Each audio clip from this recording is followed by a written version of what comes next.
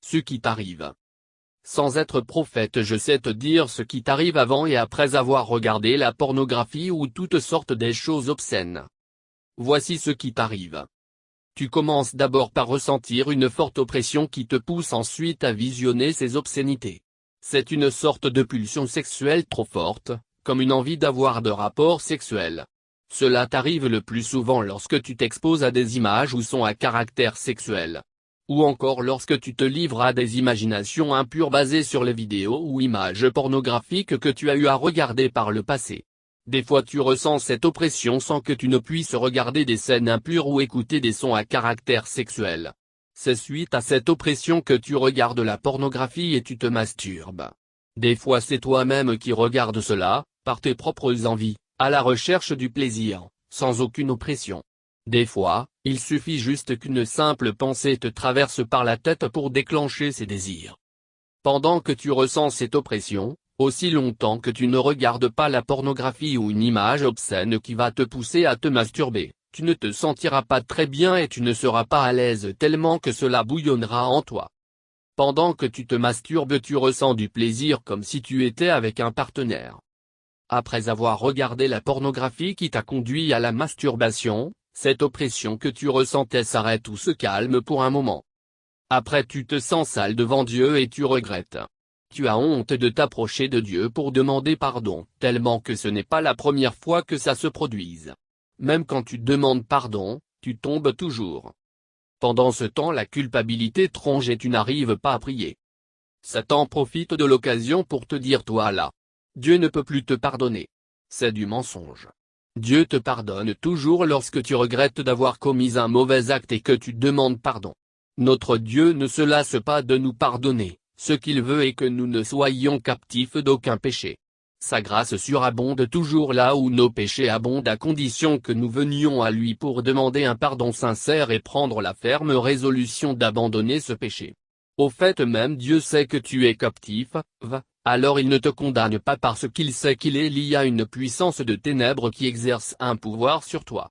Tu peux te dire mais qu'attend-il pour me délivrer s'il sait que je suis captif, La question ne devrait pas s'orienter vers Dieu, mais vers toi-même. Quel effort fournis-tu pour être libéré?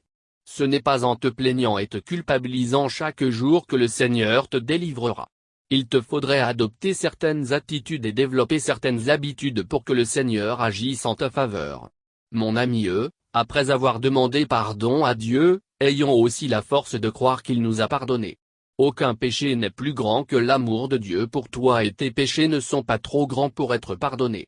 Ceci n'est pas un prétexte pour pécher volontairement et dire de toutes les façons Dieu est bon, je vais juste aller demander pardon et c'est tout.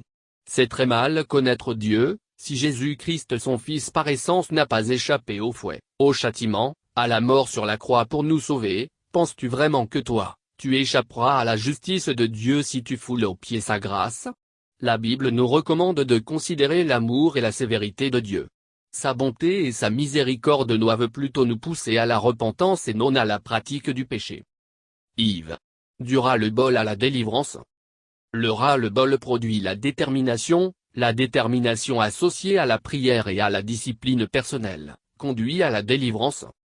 Peut-être, par le passé, tu as déjà eu à fournir des efforts pour abandonner ces péchés, tu t'es imposé toutes sortes de disciplines, et pour un temps cela semblait marcher, mais un jour tu as été au bout de tes forces et tu es encore tombé. Ce jour-là j'imagine que tu as pleuré, tu n'avais plus le courage de continuer ta lutte contre ces péchés et tu t'es peut-être dit je suis esclave et je resterai esclave. Que faire encore pour finir avec ce péché? J'en ai marre. Je suis fatigué. C'est une très bonne attitude. Ce sera le bol qui est l'élément déclencheur de ta délivrance. C'est ce j'en ai marre, que j'aime chez toi. En fait, si tu n'as jamais ressenti le ras-le-bol pour un péché qui te tourmente depuis plusieurs années, alors en toi il n'y aura pas de détermination pour finir avec ce péché. Le ras-le-bol produit la détermination personnelle pour vaincre un péché associé à la prière et la discipline conduit à la délivrance. Lorsque tu es déterminé à vaincre un péché et que tu associes cette détermination à la prière profonde, et la prière à la discipline, je te le dis haut et fort, Satan ne pourra rien faire pour te retenir. Lis la suite et je te dirai ce que tu dois concrètement faire pour vaincre la pornographie et la masturbation. Tu te poses souvent la question de savoir si par tes prières le Seigneur Jésus-Christ va vraiment te délivrer, parce que tu as comme l'impression que tu ne sais pas prier? Oui, il le fera. Tu te dis j'ai déjà accepté Jésus-Christ comme Seigneur et Sauveur, je suis né dans une famille chrétienne et je vais au culte le dimanche. C'est excellent. Reconnaître que Jésus-Christ est le seul vrai Seigneur. Naître dans une famille chrétienne, c'est une grâce. Maintenant mon ami, fais une introspection et demande-toi certes je suis né dans une famille chrétienne et je vais à l'église le dimanche, mais est-ce que j'ai déjà eu à décider librement et sans contrainte de suivre Jésus-Christ? Est-ce que j'ai une vie de prière? Est-ce que je me suis vraiment engagé à l'église ou je me contente seulement de faire des va-et-vient chaque deux dimanches?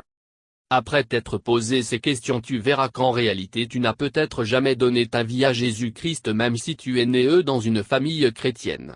Des fois nous ne faisons que pratiquer la religion alors que nos vies chrétiennes sont vides de sens. Ou bien dans le passé tu as une fois marché correctement avec Jésus-Christ, mais depuis que tu as commis une abomination tu n'es plus jamais revenu pour demander pardon. Donner sa vie à Jésus-Christ ne signifie pas aller chaque dimanche à l'église, c'est ouvrir la porte de son cœur à Jésus-Christ et lorsqu'il entre dans ton cœur il faudrait maintenant lui laisser le trône de ce cœur et laisser l'Esprit Saint guider ta vie. Donner sa vie à Jésus-Christ c'est renoncer à soi-même. Lorsque l'Esprit de Dieu guide notre vie, une des preuves sera que l'on ne manquera pas, sans raison, au culte du dimanche. Mais l'Esprit de Dieu en toi, fera plus que t'envoyer chaque dimanche à l'église. Je voulais juste dire que pour vaincre la pornographie et la masturbation, il faut d'abord commencer par donner ta vie à Jésus-Christ. Après avoir réellement donné ta vie à Jésus-Christ, tu n'iras plus à l'église juste par habitude, comme avant. Lorsqu'on donne sa vie à Jésus-Christ l'on doit se séparer du monde, tout système de pensée qui nous éloigne de Dieu, pour avancer sinon l'on ne fera que tourner en rond. Après avoir donné ta vie à Jésus-Christ, il répandra son esprit sur toi, et tu auras la force pour vaincre ce péché. Tu peux te demander mais comment on donne sa vie à Jésus-Christ? C'est simple mon ami. Tu commences d'abord par faire une introspection, ensuite regarde les domaines de ta vie qui ne sont pas soumis à Jésus-Christ, de tout ton cœur prends la décision de les lui soumettre et d'abandonner ce que tu faisais auparavant. Après cela fais une prière de foi, qui sera centrée sur Jésus pardonne-moi, viens purifier ma vie, et demeure éternellement avec moi. Ce n'est qu'après t'être repenti de ce que tu faisais dans le passé que tu pourras maintenant commencer ta marche sur le chemin de la connaissance du Fils de Dieu.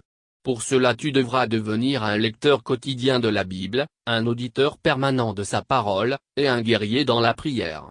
C'est ainsi que le Fils de Dieu t'aidera à grandir spirituellement et il reprendra sa force sur toi pour vaincre ces péchés qui te retenaient captif. Pour passer du ras-le-bol à la délivrance, il y a un pont que devras traverser, il est fait de 2 colonnes, qui sont la prière sérieuse et la discipline personnelle. Avance, je vais te donner les étapes de manière concrète pour vaincre la pornographie et la masturbation. V. Comprendre ce qui t'arrive. Comprendre ce qui se te pousse spirituellement à regarder la pornographie et à te masturber. Je pense t'avoir dit ce qui t'arrivait avant de regarder la pornographie, maintenant je vais t'expliquer ce qui se passe dans le spirituel avant que tu ne regardes ces choses. L'oppression que tu ressens ne vient pas de toi. Cela provient d'un esprit impur qui t'oppresse et te contrôle dans une certaine mesure. Ne sois pas pressé de dire qu'il n'y a aucun esprit qui te contrôle. Si cela était le cas, puisque tu sais que la pornographie est un péché, tu l'aurais déjà abandonné par tes propres efforts et ta propre volonté. Si, malgré ta bonne volonté de te séparer de cela, tu retombes toujours, il y a bel et bien une force qui te pousse à faire cela. Je pense t'avoir dit que lorsqu'on persévère dans une mauvaise chose, on ouvre les portes au démon dans nos vies.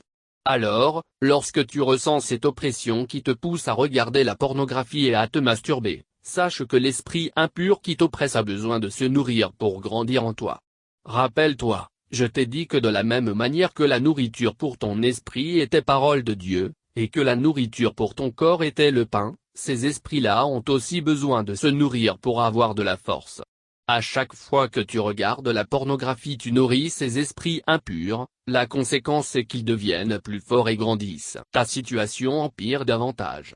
Plus tu regardes la pornographie, plus tu fais grandir ces esprits et ils prennent le contrôle sur toi parce que ton esprit n'a pas assez de force pour les repousser. Ton esprit n'est pas fort parce que tu ne manges pas la nourriture spirituelle qui est la parole de Dieu, aussi parce que tu ne t'exerces pas spirituellement, la prière régulière, profonde et sérieuse, le jeûne, et le plus grand problème c'est parce que l'Esprit de Dieu qui habite en toi est étouffé. Il ne peut pas agir à cause de certaines choses que tu fais, à cause de certains endroits que tu fréquentes, et se taira. Puisqu'il est étouffé, il ne peut pas répandre sa force sur ton esprit pour le soutenir. C'est parce que ces esprits sont plus forts que ton esprit qu'ils te poussent à faire ce que tu ne veux pas faire. Ils te poussent à regarder la pornographie pendant que tu n'en as pas envie. Je ne dis pas qu'avoir envie de regarder la pornographie est une bonne chose. C'est d'ailleurs une abomination.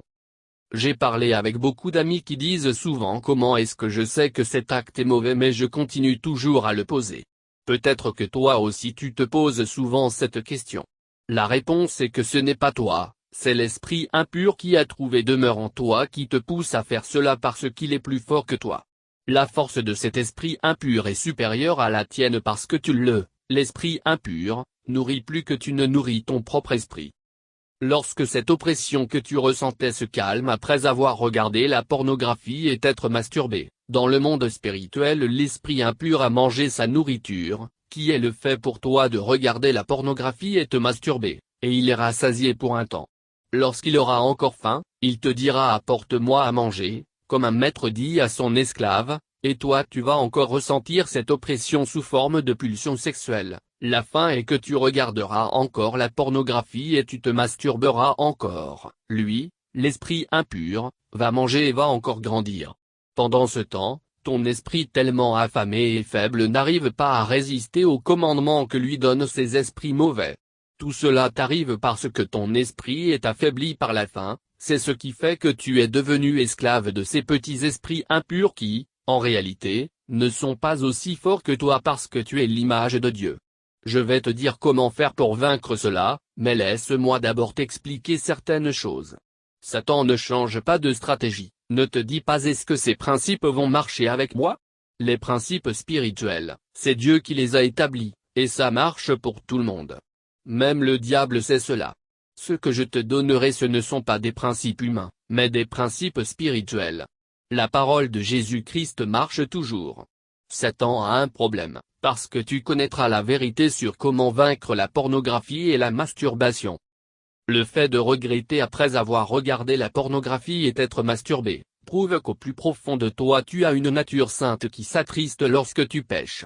Et c'est une preuve que tu appartiens à Dieu. Ces esprits prennent le dessus sur toi en ce moment parce que tu es affaibli par la faim spirituelle. Le fait de regretter est encore une bonne chose parce que cela révèle que tu n'appartiens pas à Satan mais à Dieu. En effet, celui qui appartient à Satan ne regrette pas après avoir commis une abomination. C'est pendant que tu regrettes d'avoir commis cet acte que ton cœur est sincère et disposé à demander pardon à Dieu. Ne tarde pas d'aller demander pardon à Dieu, s'il faut pleurer pour qu'il te délivre de la pornographie et de la masturbation, pleure. À moi aussi il est arrivé une fois de pleurer, pour être délivré. Je me rappelle une fois nous revenions d'une retraite organisée par le collège où j'étudiais. Je m'étais dit après cette retraite vraiment, je ne serai plus esclave de ces abominations. Il est arrivé qu'après cette retraite je suis encore tombé dans la pornographie et la masturbation. C'est vraiment ce jour-là que je me suis mis à pleurer fortement, j'avais vraiment maigri après avoir pleuré ce jour-là. Ne crois pas Satan lorsqu'il te dit toi là. Avec tout ce que tu as fait, est-ce que Dieu peut vraiment te pardonner? Réponds-lui ces affaires concernent le Père et son Fils, toi tu n'es pas invité et je sais que si je fais tout ce qu'il me demande de faire pour ne plus être esclave de ce péché, il me délivrera. Mon ami n'aie pas honte de t'approcher de Dieu, surtout avec un cœur triste et rempli de regrets, pour demander pardon après avoir péché. La tristesse dans ton cœur est la preuve que tu n'appartiens pas à Satan. Ne confonds pas cette tristesse qui te pousse à te repentir et la culpabilité. La tristesse que tu ressens est selon Dieu et c'est elle qui te pousse à la repentance, 2 Corinthiens 7, 10. La culpabilité n'a rien à voir avec la repentance. Souvent le diable utilise la culpabilité pour nous empêcher d'avancer. Et l'arme fatale contre la culpabilité c'est la confession.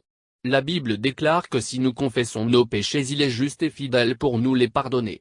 Non seulement nous les pardonner, et pour nous purifier de toute iniquité, 1 Jim 9. Lorsque tu te sens coupable, va confesser, sinon tu n'avanceras pas dans ce processus. Lorsque tu confesses, non seulement il te pardonne, mais aussi, il te purifie du péché que tu venais de confesser. La culpabilité qui nous empêche de prier après avoir péché, même si ce péché se répète toujours, n'est rien d'autre que l'influence du diable pour nous décourager et nous achever. Lorsque tu fais la promesse à Dieu de ne plus tomber, mais tu rechutes encore, rappelle-toi toujours de ce verset où Jésus-Christ est en train de dire « Je ne te condamne pas, va mais ne pêche plus ». Lire Jean 8, 11. Ainsi tu auras encore la force de continuer le combat. Lorsque tu prends la décision d'abandonner la pornographie ou la masturbation et que tu tombes encore, soit c'est parce que tu as voulu vaincre cela par tes propres efforts, soit tu ne t'es pas discipliné. Lorsque tu te disciplines pour vaincre la pornographie, tu dois obligatoirement associer cela à la prière régulière, profonde et sérieuse. Lorsque tu pries régulièrement, profondément, et sérieusement pour vaincre la pornographie, tu dois obligatoirement associer cela à la discipline personnelle. Tu ne peux pas d'une part prier pour vaincre la pornographie ou la masturbation et d'autre part embrasser ton copain ou ta copine sachant que cela éveillera en toi des pulsions sexuelles qui sont susceptibles de te pousser à la pornographie ou à la masturbation. Tu ne peux pas prier pour vaincre la pornographie ou la masturbation d'une part et d'autre part regarder des clips vidéo où les filles sont presque nues, ce n'est que folie et imprudence. Tu ne peux pas prier pour vaincre la pornographie d'une part et d'autre part écouter cette musique remplie d'impudicité, de sensualité, d'érotisme etc. Satan siège dans cette musique mon ami. Tu ne crois pas que Satan siège dans la musique mondaine? Regarde comment ces filles sont habillées dans des clips et dis-moi si c'est le Saint-Esprit qui pousse les gens à s'habiller de la sorte, à moitié nus. Tu ne crois pas que Satan siège dans la musique mondaine? Écoute combien il chante des insanités et dis-moi si c'est le Saint-Esprit qui inspire des insanités. Dis-moi.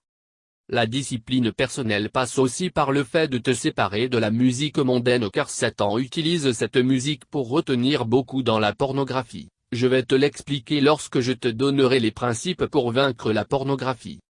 Lorsqu'il t'arrive de penser que tu ne seras pas délivré de ce péché, Satan se moque de toi et il est content. Oui. Il arrive aussi à Satan d'être content et j'imagine son sourire. Son sourire n'est qu'un masque qui cache une grande colère et une grande jalousie à notre égard. Lorsqu'il se moque de nous pendant que nous sommes affligés ou pendant que nous sommes retenus captifs de péché, lui-même sait que son sourire n'est qu'un semblant. Il ne se moque jamais de nous, en réalité, il fait juste semblant parce qu'au plus profond de lui il sait que c'est lui le perdant. Il est content, un semblant de joie. Aussi longtemps tu ignores qui tu es réellement pour qu'il continue à exercer son pouvoir sur toi. Au fait, même quand il domine ta vie, sa domination n'est jamais sécurisée, son pouvoir sur toi n'est jamais stable parce qu'il sait qu'il existe un ennemi redoutable qui peut le renverser à tout moment. Et cet ennemi que Satan craint le plus s'appelle la vérité. Il te suffit juste de connaître la vérité et de l'appliquer pour donner un coup à Satan comme Mohamed Ali l'a donné à George Foreman à Kinshasa. La plus grande arme que l'homme a contre l'ennemi de nos âmes, c'est la connaissance, mon ami. Le jour où tu connaîtras qui tu es réellement, le diable aura un problème. C'est pourquoi il travaille durement pour nous maintenir dans la distraction en nous présentant le monde et ses désirs afin que nous ne nous préoccupions pas de savoir qui nous sommes réellement, pour que nous ne sachions pas pourquoi sommes-nous ici sur Terre, quelle est notre mission ici sur Terre. Laisse-moi ouvrir une parenthèse que je vais vite refermer. J'aimerais te dire que tu n'es pas venu ici sur Terre juste pour étudier, te marier, avoir un bon travail, avoir des enfants et mourir. Ça c'est ce qu'on appelle une promenade. Nous sommes tous venus avec quelque chose de particulier, juste comme notre empreinte digitale, que nous devons laisser ici sur Terre avant de la quitter, après nous rentrerons dans notre patrie, le ciel. Quand tu comprends cela tu quitteras la distraction du monde et tu t'approcheras encore plus de Jésus-Christ pour lui demander pourquoi tu es venu ici sur terre. Sinon tu ne feras que te promener inutilement et le jour où tu seras en face de lui que diras-tu? Seigneur, j'ai obtenu un diplôme de master en économie. J'ai eu 3 enfants. J'avais une Lamborghini et une Ferrari. Non mon ami, il te demandera de rendre compte de la mission qu'il t'avait confiée. Et si jusqu'à présent tu ne connais pas la mission que le Seigneur t'a donnée, que diras-tu ce jour-là? La parabole de talents ne nous enseigne-t-elle pas? En plus de cela, lorsque les gens meurent on dit souvent repose en paix, même à celui qui est mort dans les péchés. J'aimerais te dire aujourd'hui que celui-là seul qui se repose en paix, c'est l'homme mort en Jésus-Christ et surtout qui a connu la mission que le Seigneur lui a confiée et s'est efforcé de l'accomplir. En plus on se repose seulement après avoir travaillé. Lorsque tu n'as rien fait, de quoi vas-tu te reposer? Je ferme la parenthèse. Tu vois mon ami, Satan te prive de beaucoup de choses en te retenant dans la pornographie et la masturbation parce que tu ne peux pas connaître ta mission tout en étant esclave de ses péchés. Même ce don que Dieu t'a donné est en train d'être étouffé à cause de la pornographie et la masturbation. Si j'étais encore dans la pornographie et dans la masturbation, penses-tu que j'allais écrire ce livre? Non. De même, toi aussi tu as des choses à faire pour le Seigneur et tu ne pourras les découvrir que lorsque tu te